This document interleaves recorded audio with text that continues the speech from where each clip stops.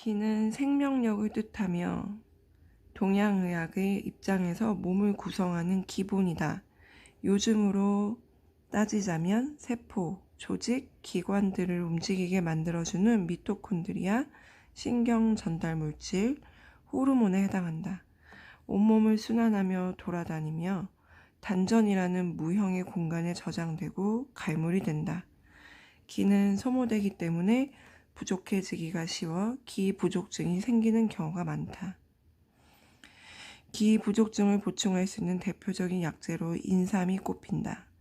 항상 순환하고 있어야 하는데 어느 곳에서 막히면 병이 된다. 그것을 기우울증, 기가 막히는 증상이라 하고, 이럴 때는 진피, 귤 껍질 같이 향이 좋은 약재들이 도움이 된다. 깊고 강한 에너지, 정. 입으로 들어오는 음식들 중에서 좋은 것들이 모여서 몸에 이로운 작용을 하는데, 이 좋은 것 중에서도 특별하게 좋은 것이 있다. 음식의 엑기스 부분, 영양소만 따로 모인 것, 진액만 담긴 상태가 그 음식의 정이다. 호흡을 통해서 좋은 기가 생겨난다. 이 좋은 것 중에서도 특별한 게 좋은 기운이 있다. 숨의 엑기스, 깊고 강한 에너지가 따로 모인 것이 숨의 정이다. 숨을 쉼으로써 음식이 영양소로 분해되어 몸에 흡수된다. 이 두 가지가 동시에 작용해서 만들어내는 것이 조직의 진액을 보충해주고 기관마다 돌아다니며 잘 작동하도록 하고 내 몸을 지켜주면서 생장을 도와준다. 이 중에서 역시 핵심, 엑기스, 최상의 것들이 미량씩 모여 물질화한 것이 정인 것이다. 정은 한 요소의 핵심이자 엑기스인 정미로운 물질을 말한다. 음식물이 정으로 되는 과정을 비유할 때 소주 내리는 것을 예로 들곤 한다. 술 만드는 과정을 들여다보며 내 몸속에서 일어나는 일을 떠올려 보면 좋겠다. 사람 몸속에서 정이 만들어지는 과정도 이와 비슷하다. 쌀을 씻어 나쁜 것을 제거하는 것처럼 위장에서 소장을 거치면서 좋은 음식물들이 모인 후 몸에 해가 되는 부분은 자동으로 대장으로 배출된다. 소장에서 흡수한 음식물들은 쌀을 도정한 것처럼 순수한 부분들이다. 몸 안에서는 누룩에 해당하는 소화효소가 버무려져 뜨뜻한 온도 속에 발효가 이루어진다. 발효된 음식물들은 잘게 쪼개져서 몸의 어느 부분으로 가서 어떤 역할을 할지 대기하는 영양소가 된다. 발효는 깊은 호흡에 해당한다.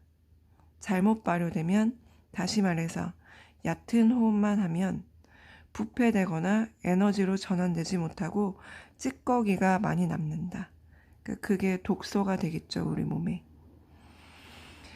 아까 이제 쌀을 술로 만드는 과정과 인체의 정이 만들어지는 과정을 이제 유사하게 보고 설명하셨는데, 인체의 그 과정이 발효되는 그 중요한 과정이 깊은 호흡이다라고 말씀하시는 부분이 굉장히 와닿습니다. 요가에서 가장 강조하는 부분이 깊고 일정한 고요한 호흡이죠. 잘 발효되어 영양소로 분해되면 술 도가니에서 통통 튀는 소리가 나듯 몸 안에서도 편안하게 익어간다. 잘못 분해된 음식물들은 탈을 일으켜 체하거나 위염, 장염을 일으켜 통증을 유발한다. 잘 발효되어 몸에 필요한 좋은 영양소가 만들어지는데 이것이 기의 상태다. 이것은 우리 몸 어디로 가서 어떤 역할을 할지 생각하며 분주히 움직인다. 기의 본질 자체가 활동성이죠. 밝고 맑고 이렇게 활발한 것, 그게 기니까. 몸에서는 이들을 모아 또 한 번 발효시키고 증류하는 공장이 있다. 단전이라는 부분에서 기를 모았다가 호흡을 통해서 정으로 만든다. 이때 호흡이 아주 깊고 뜨거울수록 더 품질 좋고 많은 정이 모인다. 단전이 소주 내리는 과정에서의 도가니에 해당된다면 아래쪽에 뜨거운 기운을 불어넣는 호흡은 불을 떼는 것이고, 이를 통해서 한 방울 한 방울씩 정이 맺혀 다시 단전 주변, 신장에서 만들어낸 주머니에 모인다. 이를 한의학에서는 신간동기, 신장 사이에서 띄고 있는 기운이라 부른다. 이것이 몸에서 가장 정미스러운 부분이 되는 정이다. 그리고 신장 사이에는 명문지화라고 해서 생명, 목숨의 문이 열리는 불이 있다라고도 말하거든요. 그 부분이 한의학에서는 단전이라고 부르고 요가에서는 반다, 그리고 그 안에 들어가 있는 생명의 불을 아그니라고 말하는 거죠.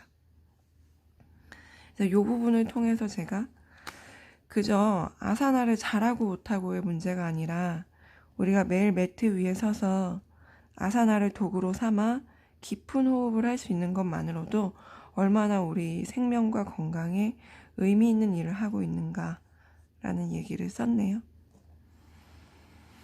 이런 정은 몸의 근본이 되며 몸에서 지극히 보배로운 것이라서 비유를 하자면 사람에게 가장 중요한 것이고 목숨이고 아껴야 할 것은 몸이고 귀중하게 여길 것은 정이라 하였다.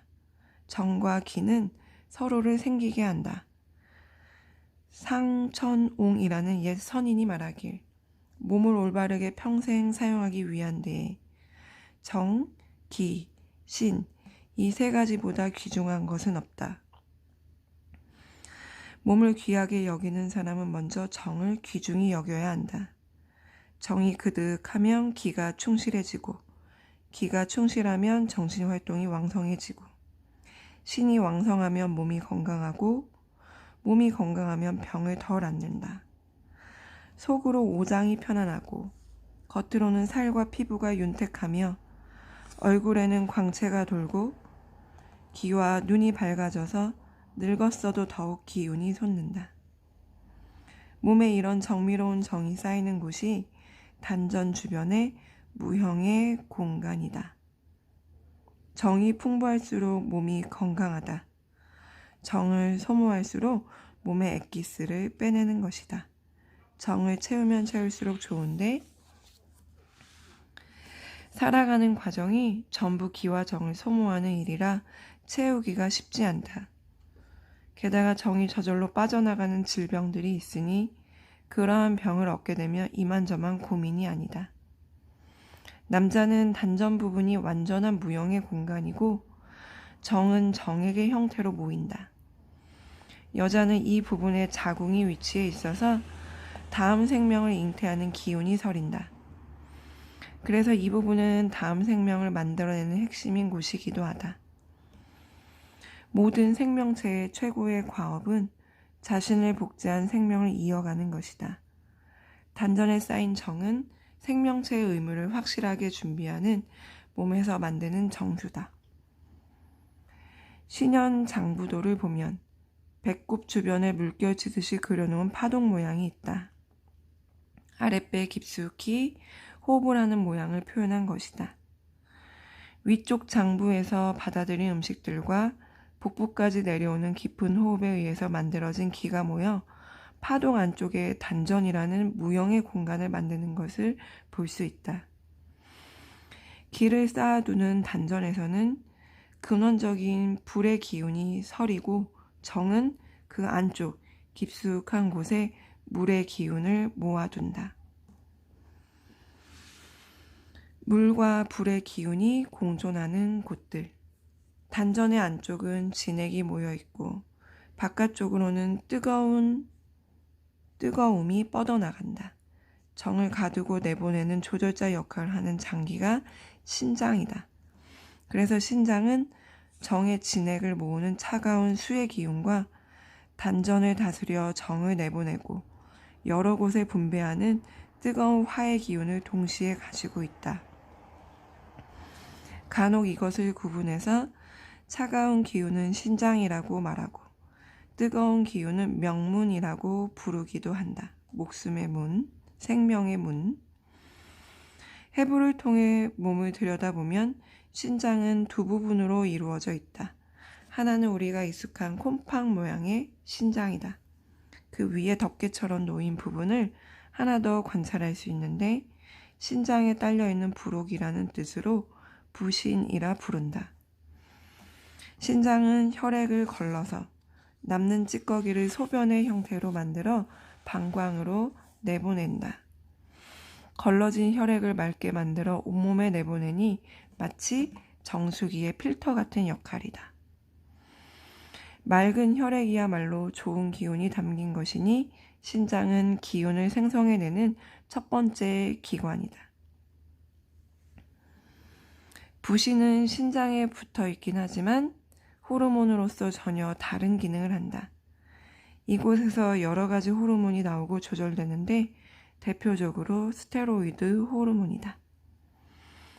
내 정신과 신체 기능을 순간적으로 꽉 차게 가동시켜주는 역할을 하는 것이 스테로이드 호르몬이다.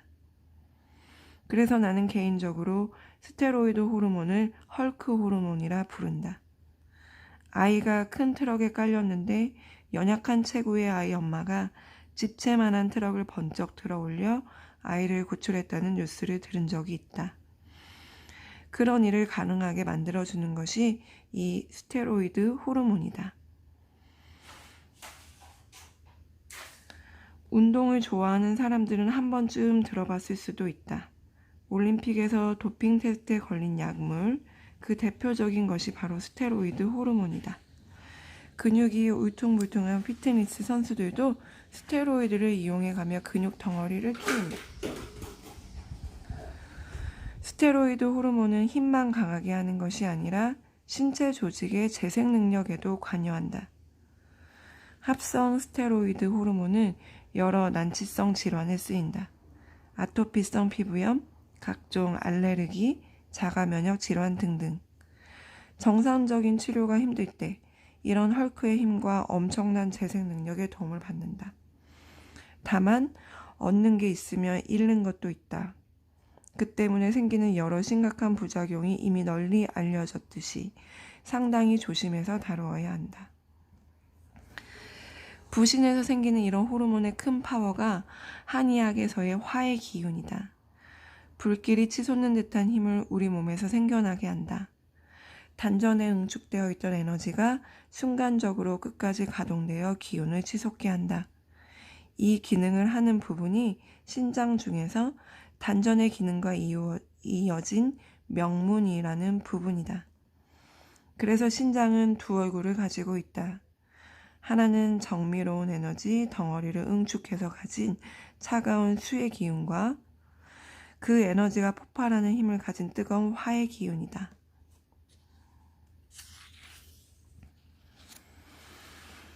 신현 장부도를 보면 꼬리뼈를 통해서 척추까지 마치 쇠사슬 체인이 이어지듯 올라가 뇌까지 연결되어 있는데 이 여정이 바로 정이 지나다니는 통로다. 정은 척추 안쪽 척수를 타고 올라가며 채워진다. 차곡차곡 채워진 정은 마지막에 뇌를 채운다. 사실 척수도 뇌의 한 부분이기 때문에 단전에 정이 채워지면 그 다음 단계로 바로 뇌를 건강하게 한다고 생각하면 되겠다. 최근 현대의학으로 장도 뇌처럼 인지 판단 기능을 하는 것으로 밝혀지고 있다. 이 주변에 위치한 단정 속 정의 역할을 생각한다면 수긍이 가는 이치다. 우리 몸의 가장 정미로운 에너지인 기, 단전, 정, 척수, 뇌의 축이 이렇게 완성된다. 한의학에서 뇌는 우리 몸 가장 정미로운 정이 가득 찬 곳이다. 그래서 몸이 약해져 정이 세면 뇌에서 금방 느낀다.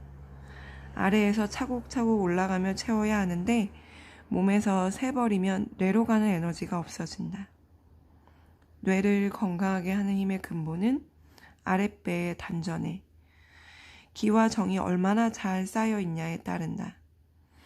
하초, 그러니까 3초 중에 상초, 중초, 하초 이렇게 얘기하는데 하초가 이제 배꼽 아래 단전 있는 부분을 말하거든요.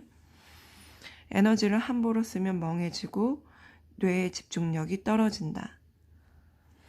이걸 읽으면서 이 부분과 이제 요가의 연결성을 생각하다 보니 요가의 이로움은 정말 대단하다. 생명체를 가장 생명체답게 만드는 힘을 지닌 동양적인 고급 수련법이다. 라고 제가 생각한 걸 적은 거예요.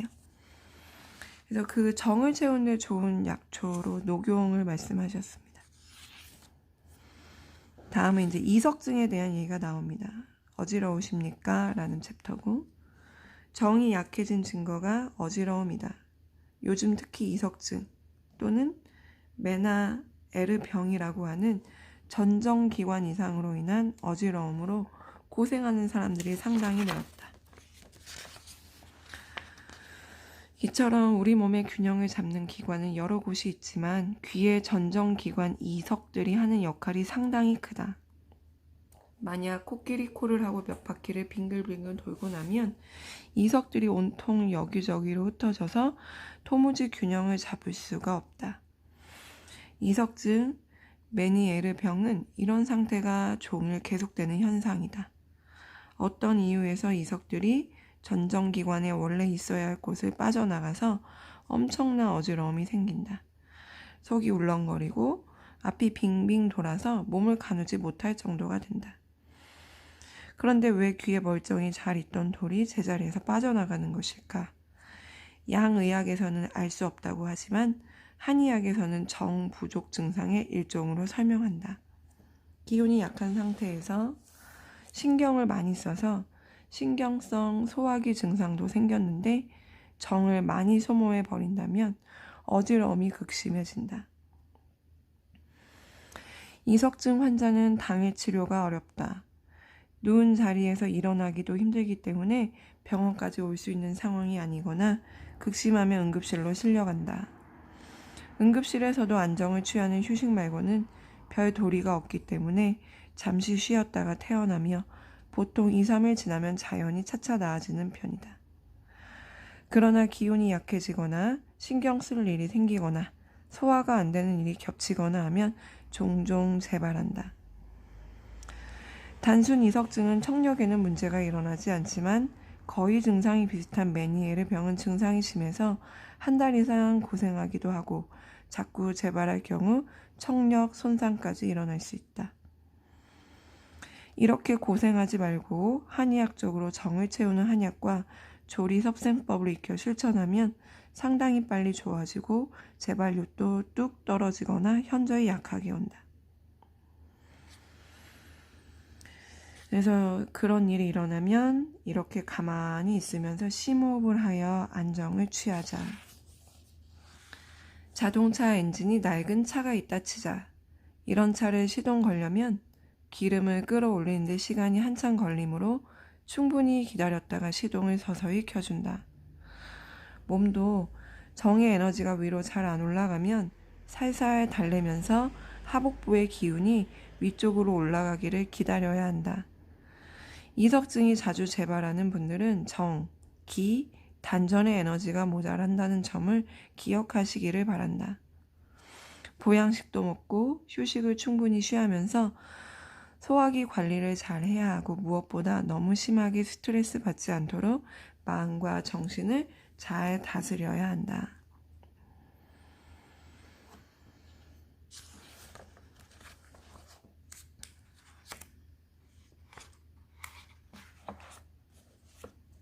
정신작용이 혈액순환에 영향을 미치다.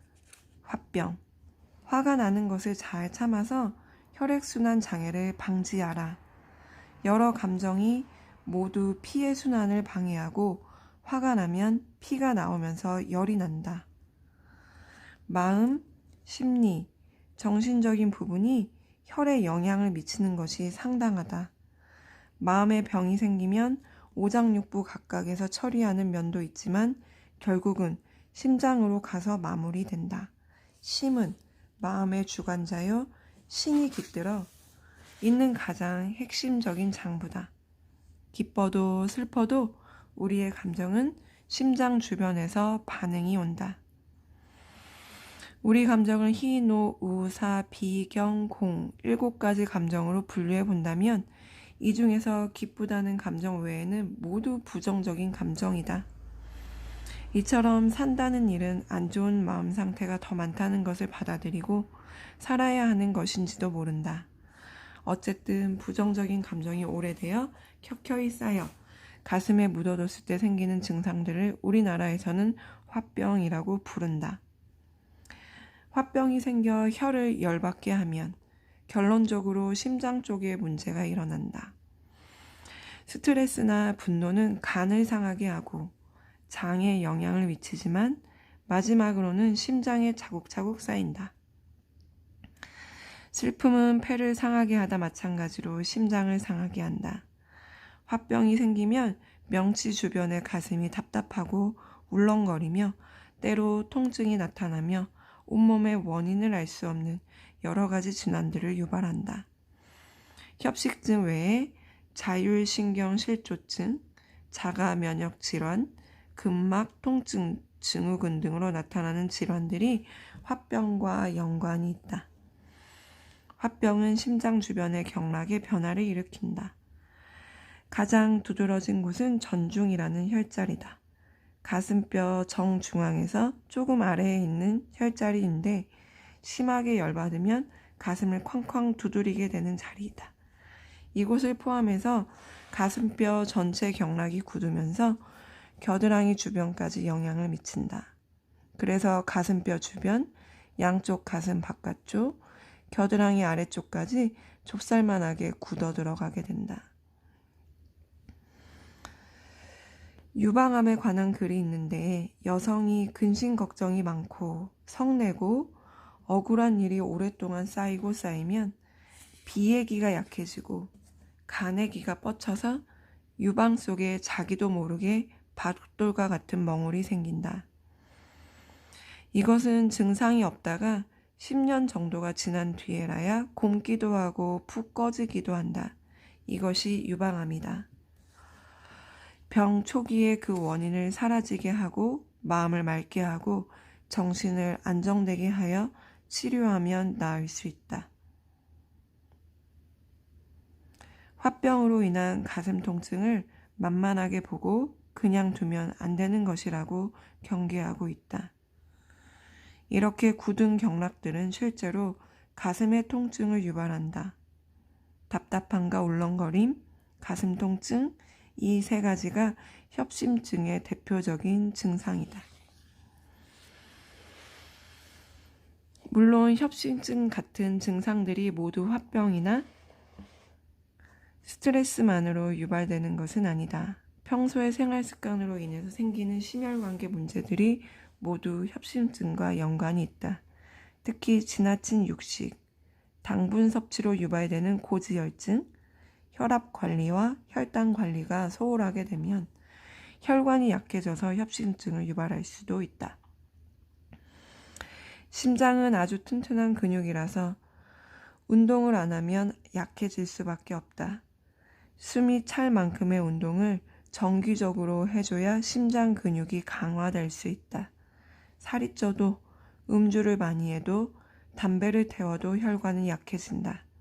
혈압약, 고지혈증약, 혈당 강화제를 먹기 전에 식습관, 운동, 수면 상태, 스트레스 관리를 해서 근본적인 원인부터 해결해 보려 하자.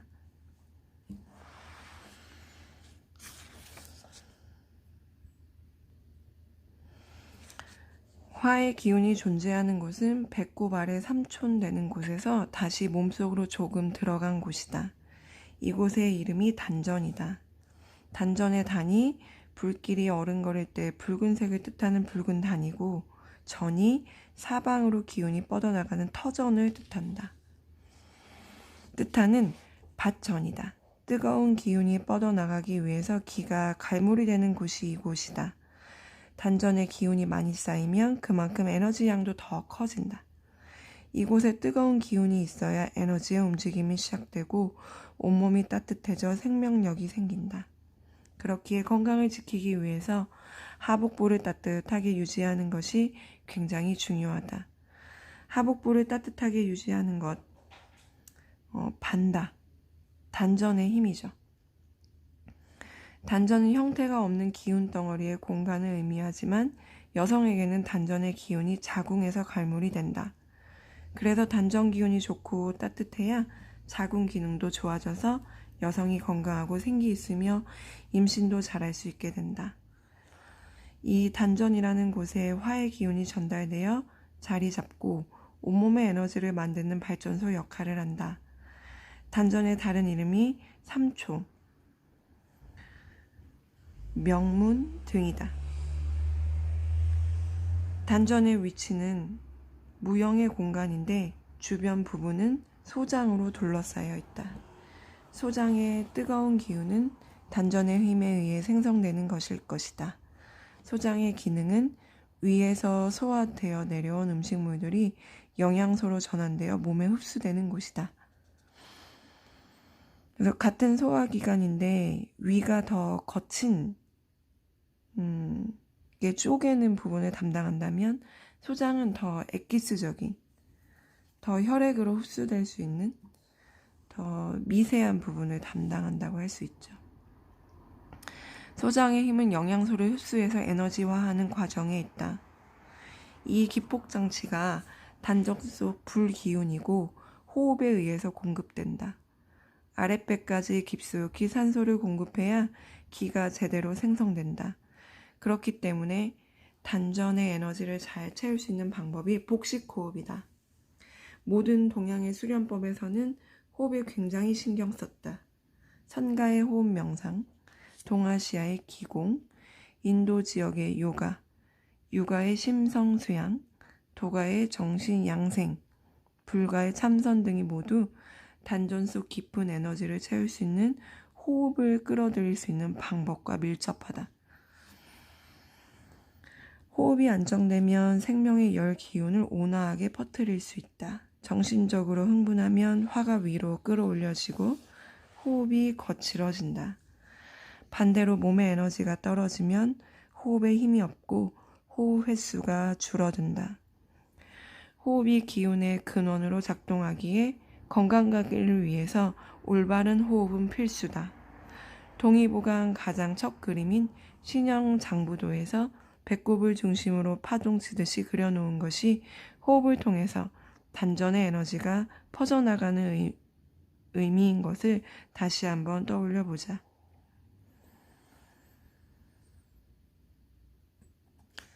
차갑게 식는 것은 곧 죽음이다. 추위는 모든 생명을 잠잠하게 만든다. 얼어붙은 것은 깨트리기 쉽다. 판타지 영화 속에 괴물이 한 마리 있는데 잘라도 다시 달라붙어서 재생되는 몸을 가졌다. 괴물을 죽이기 위한 특공대가 칼로 베고 총으로 쏘면서 상대를 하지만 다시 재생되는 통의 속수무책이다.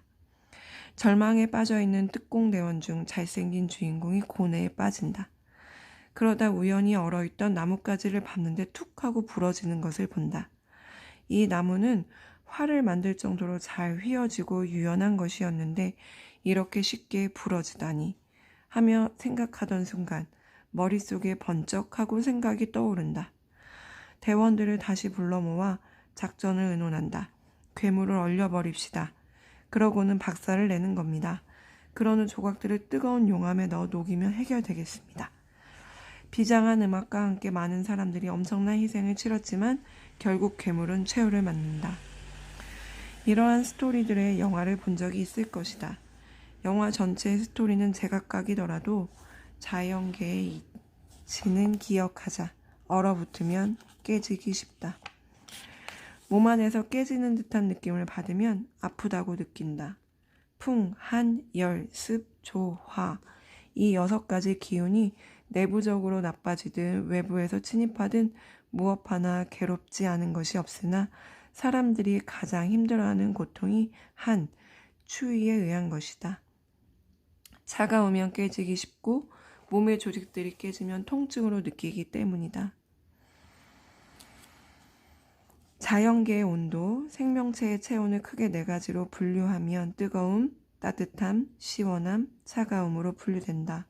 이 중에서 생명의 기운이 있는 것은 따뜻함이다.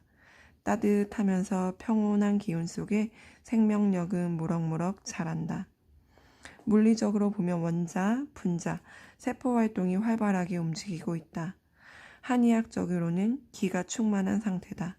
먹고 호흡하는 것이 활발하게 에너지로 바뀌어 따뜻한 열을 발생시키고 이 열로 세포 활동이 활발히 이루어지면서 따뜻함을 유지한다.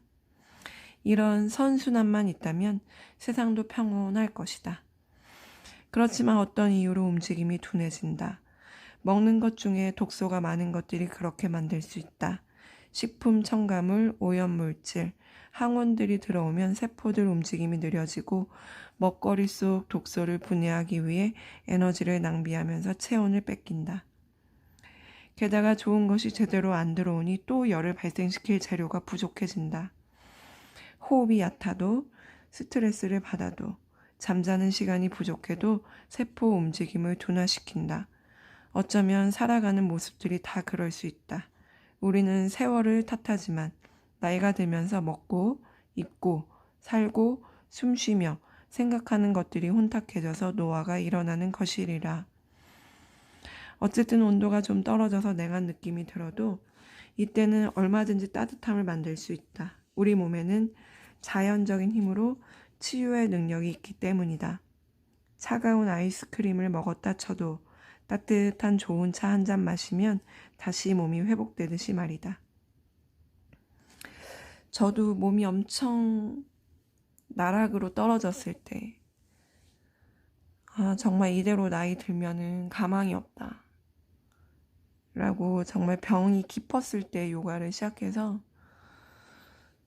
제가 지금 너무 약해서 아니면 너무 몸치라서 요가를 못하지 않을까요? 라는 걱정을 하시는 초보자분들을 볼 때마다 아니면 수련을 하시다가 이제 연세가 좀 있으셔서 제가 조금 더 일찍 시작했으면 좋을 뻔했다. 나이가 들어서 요가를 잘 못할 것 같다. 이런 말씀 하실 때 이 조언을 많이 하는데요.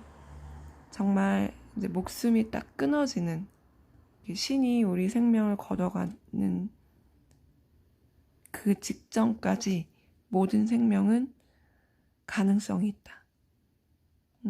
늙어서가 아니다. 약해서가 아니다. 몰라서 못하는 거지.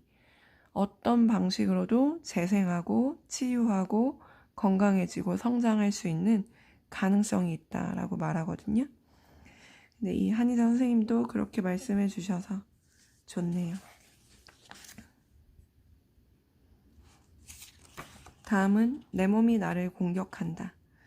자가 면역 질환이라고 부르는 알레르기 질환이라고 부르는 제가 알레르기가 너무 심했기 때문에 태어났을 때 태열이었고 그게 아토피가 되고 7살, 6살, 7살 때부터 천식이 생기고 이제 중학교 올라가면서 비염, 막 결막염 그게 너무 심해지면서 나중에는 망막박리도 오고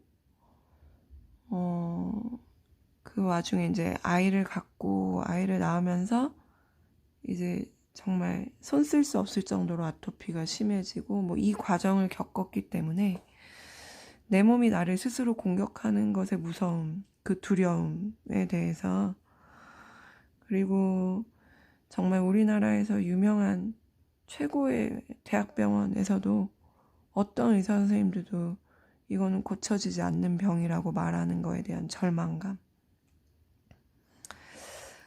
근데 저는 이제 그런 상태에서 한의학도 해보고 양의학도 해보고 뭐 자연요법 같은 것도 해보고 정말 많은 투병 생활 7년 동안 안 해본 치료가 없을 정도였다가 마지막에 지치고 지쳐서 포기하다가 만난 게 요가였기 때문에 요가가 제 몸을 치유해줬던 가장 큰 이유는 자가 면역 질환이기 때문에 진짜 그때는 너무 서운하게 들렸지만 그 대학병원 의사 선생님이 말씀한 대로 누가 고쳐줄 수 없는 거라서 요가 자체가 독존이잖아요. 스스로 존재할 수 있게 홀로 설 수 있게 만드는 거니까 내가 내 몸을 컨트롤하고 내가 내 몸의 움직임, 그 감각을 느끼면서 스스로 더 깊어지고 조절하는 능력이. 그리고 무엇보다 뭐 그런 철학적인 의미를 다 떠나서 호흡이 깊어지기 때문에 그러면서 신경계가 바뀌고 먹는 음식이 저절로 바뀌고 그래서 나았다고 생각해요. 그래서 요가에 헌신하게 되었고 매진하게 되었고 이걸 사람들한테 많이 전파하고 싶다. 정말 아픈 사람들한테 알려주고 싶다 해서 이 길을 걸었던 것 같은데 이제 그 얘기가 나옵니다. 자가면역 질환이나 암 같은 질환쯤 되면 단순한 질환이 아니다. 몸의 근본적인 부분들인 정, 기, 신, 혈이 고장나고 여러 가지 안 좋은 생활 습관들이 꾸준히 영향을 끼친 다음 스트레스도 상당했을 것이고 거기다 내부와 외부의 6가지 기운들이 복합적으로 작용한 결과일 것이다. 그러니 안 좋은 장을 좋게 만들기 위해서 유산균을 먹고 체온을 올리기 위해 족욕을 하고 자율신경을 조절하기 위해 명상하는 것 등은 기본 중에 기본이다. 치료를 받으러 와서 유산균을 먹는데 아토피가 안 낫는다고 하거나 갑상선이나 베체트가 3, 4개월 만에 치료가 안 된다고 고민에 빠지는 사람들을 보면 마음으로는 이해가 되지만 치료자의 객관적 입장에서는 그러면 안 된다고 진심으로 충고하고 싶다.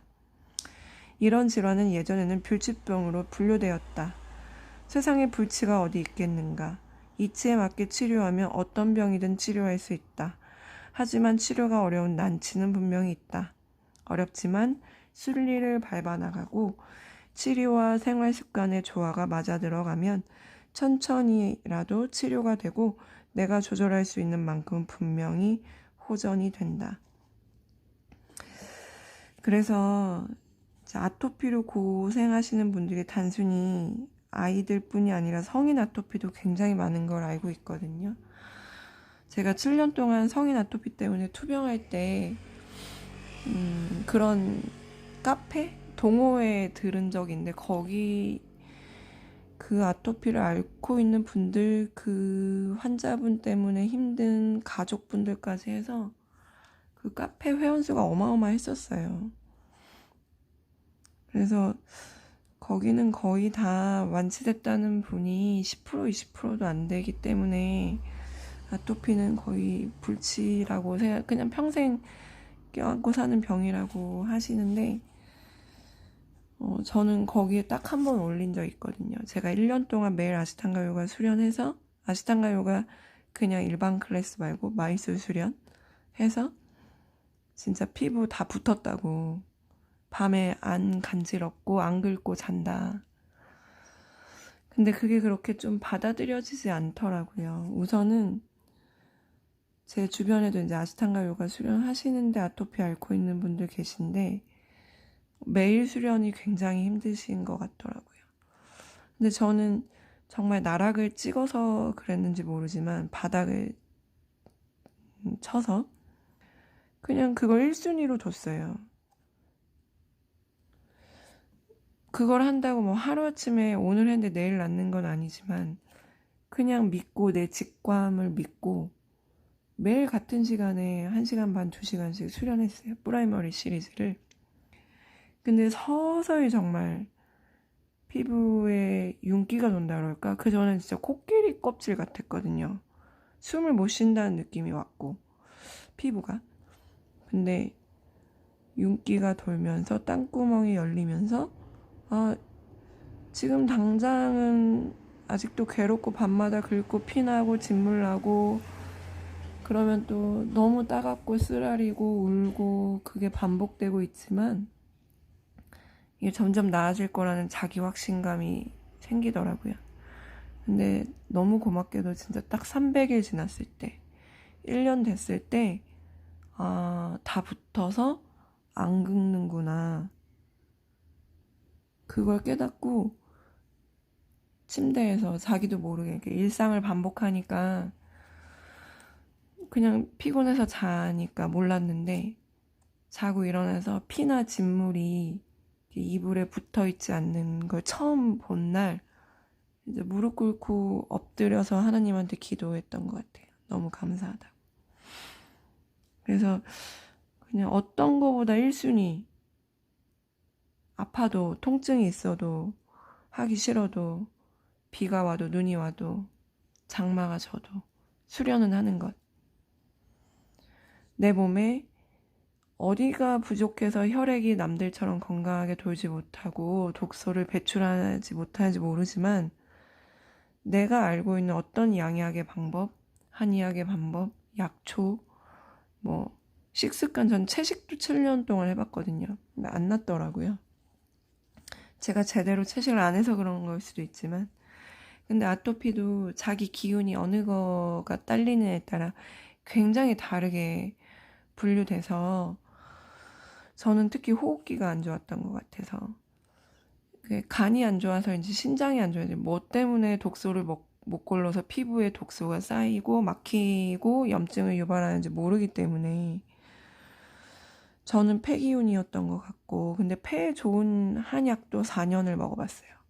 되게 유명한 먼땡탕이 있는데 되게 비싸고 그래도 안 낫더라고요. 근데 내가 스스로 운동해서 움직여서 관절이 열리고 피가 돌고 호흡이 깊은 호흡으로 바뀌니까 그제서야 피부에 남아있던 독소들이 다 빠지면서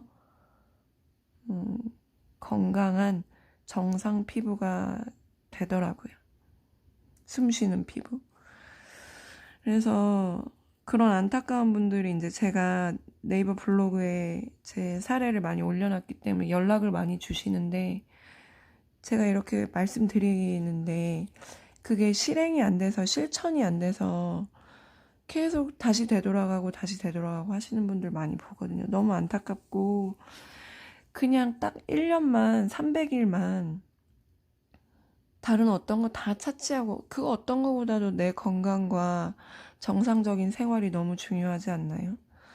지금 뭐 직업, 뭐 월급, 돈 얼마 버는 거, 뭐 중요한 게 저는 내 목숨이나 생명이나 내 삶의 어떤 웰빙, 내 삶의 질적인 수준, 만족도를 깨버리는 이 병이라는 것보다, 병을 치유하는 것보다 중요한 게 있을까라는 생각이 들거든요.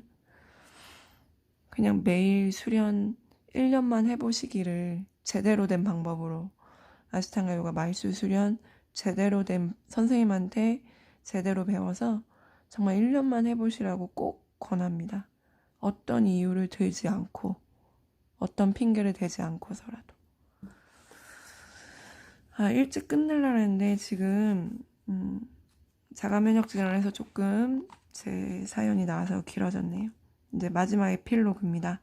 인문학을 공부하면서 고전을 읽는 이유는 무엇인가? 고전은 옛날에 쓰인 내용일지나 지금 접해도 깊은 지혜와 감동을 내어준다. 그 안에 깃든 교훈은 현재에도 어쩌면 미래에도 여전히 유효하다. 이렇듯 옛것의 내용이 지금까지 영향을 줄 수 있는 이유는 인간 생활의 본질적인 부분은 그리 변화가 있지 않아서다. 철학에서도 그렇죠. 종교도 그렇고. 깊이 침투해서 가장 내밀한 부분으로, 가장 높은 부분으로 가다 보면 결국 그걸 칼융이 원형이라고 불렀고요. 인간의 원형에서 다 만나기 때문에 그거를 표방하고 그거를 상징적으로 은유적으로 가지고 있는 것들은 음악이든 미술이든 뭐 책이든 수련이든 다 클래식, 고전, 정통이라고 불러줍니다. 예로부터 이어져와 지금까지의 삶에 영향을 미치며 익혀 적용할 것이 고전이라면 앞서 언급한 오래된 고전보다 훨씬 더 오래된 고전이 있다. 바로 인간의 몸 자체이다. 몸과 의식 속에 숨겨진 코드를 읽어내는 몸 공부가 바로 몸을 이해하는 고전 공부이고 몸의 인문학이다. 진짜 존경스럽습니다. 이 한희 선생님 정말 존경스럽네요. 의학 공부는 몸을 온전히 알아차리는 공부다. 치유라는 것은 몸속 숨은 코드를 알아내서 불균형이 생기거나 모자라거나 넘쳐나는 현상의 균형을 맞추면서 채우고 빼는 작업이다. 그러기 위해서는 사람을 이루는 몸이란 무엇인가? 어떤 원리로 자연계와 교감하나? 모자라고 넘치는 원리는 무엇인가? 몸과 마음의 관계는 어떻게 되나? 왜 몸은 이렇게 생겼나?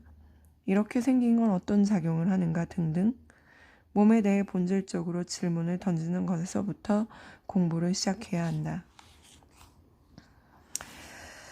한의사 선생님이 이렇게 말씀하신 것처럼 우리는 아시탄가 요가를 통해서 이렇게 스스로 자신의 몸을 공부합니다. 아시탄가 요가를 감각 수련이라고 하는 이유는 몸을 막 찢고 막 벌리고 막 몸을 들고 뛰고 하는 것이 아니라 그런 몸의 움직임의 방향성을 통해서 내 몸을 온전히 알아차리는 공부가 되기 때문이죠. 이 책을 마무리하겠습니다. 마흔의 몸공부 박용환 한의사 선생님이 지은 책이었습니다. 감사합니다.